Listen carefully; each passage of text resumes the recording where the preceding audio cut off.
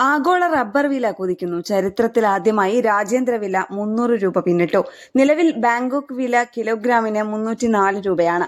ചരക്ക് ലഭ്യതക്കുറവും ഉയർന്ന ക്രൂഡ് വിലയും റബ്ബർ വിലയിൽ ഇനിയും കയറ്റത്തിന് വഴിയൊരുക്കുമെന്നാണ് പ്രതീക്ഷ. 2011 ഫെബ്രുവരി 21 രേഖപ്പെടുത്തിയ കിലോഗ്രാമിന് 292.98 രൂപയാണ് ഇതിനു മുൻപത്തെ രാജ്യാന്തര റെക്കോർഡ്.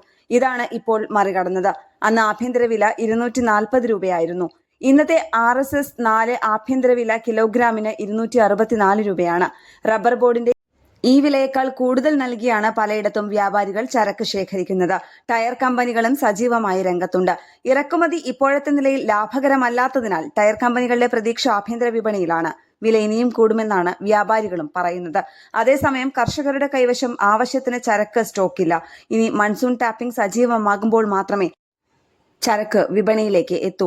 ആഗോള വിപണിയിലെ മാറ്റങ്ങൾക്കൊപ്പം ആഭ്യന്തര വിപണിയിലും റബ്ബറിന് വൻ ഡിമാൻഡാണ് അനുഭവപ്പെടുന്നത്. ടയർ നിർമ്മാതാക്കൾ വ്യാപാരികൾ വഴി ഉയർന്ന വില നൽകി വിപണിയിൽ നിന്ന് റബ്ബർ സംഭരിക്കാൻ മത്സരിക്കുകയാണ്.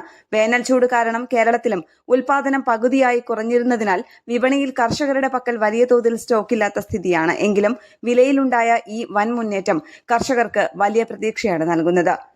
ന്യൂസ് ഡെസ്ക് കേരള പ്രണാമം.